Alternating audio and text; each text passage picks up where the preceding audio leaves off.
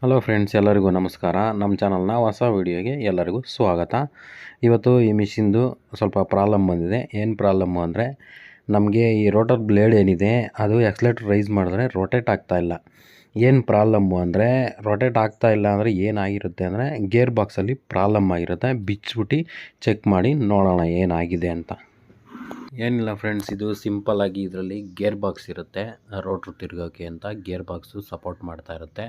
ಆ ಗೇರ್ ಬಾಕ್ಸಲ್ಲಿ main shaft, ಕ್ಲಚ್ಚಿಂದ ಒಂದು ಮೈನ್ ಶಾಫ್ಟ್ ಬಂದಿರುತ್ತೆ. ಆ ಶಾಫ್ಟ್ಗೆ ಏನಾದರೂ ಪ್ರಾಬ್ಲಮ್ ಆಗಿರುತ್ತೆ.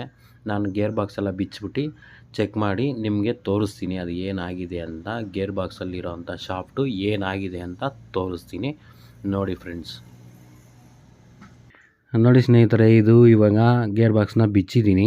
ಮೈನ್ ಶಾಫ್ಟ್ ಏನಿರುತ್ತೆ ಗೇರ್ ಬಾಕ್ಸಲ್ಲಿ, ಗೇರ್ ಬಿಟ್ಟು ಮೈನ್ ಶಾಫ್ಟ್, ಕ್ಲಚ್ಚಿಂದ ಶಾಫ್ಟ್ ಬಂದಿರುತ್ತದು, ಅದರದ್ದು ಟೀತು ಮತ್ತು ಬೇರಿಂಗ್ಸು, ಆಯಿಲ್ ಸೀಲು, ಟೋಟಲಾಗಿ 2 ಬೇರಿಂಗ್ ಬರುತ್ತೆ, ಒಂದು ಆಯಿಲ್ ಸೀಲ್ ಬರುತ್ತೆ, ಫ್ರಂಟಲ್ಲಿ ಟೀತ್ ಬರುತ್ತೆ. ಆ ಟೀತಿಂದನೇ ರೊಟೇಟ್ ಆಗೋದದು. ಆ ಟೀತ್ ಪೂರ್ತಿ ಡ್ಯಾಮೇಜ್ ಆಗಿದೆ, ಮತ್ತು 2 ಬೇರಿಂಗು, ಆಯಿಲ್ ಸೀಲು, ಅದು ಟೀತು ಡ್ಯಾಮೇಜ್ ಆಗಿಬಿಟ್ಟಿದೆ.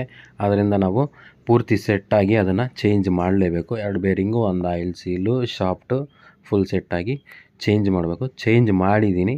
ಚೇಂಜ್ ಮಾಡಿದ್ಮೇಲೆ ಯಾವ ರೀತಿ ಪರ್ಫಾರ್ಮೆನ್ಸ್ ಇದೆ ಅಂತ ಈ ವಿಡಿಯೋದಲ್ಲಿ ನೀವೇ ನೋಡ್ತಾ ಇರ್ಬೋದು, ಯಾವ ರೀತಿ ರನ್ ಆಗ್ತಾಯಿದೆ ಮಿಷಿನು ಅಂತ.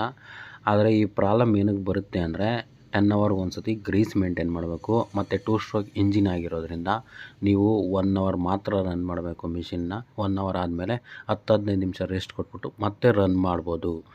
Thanks for watching. Bye bye friends.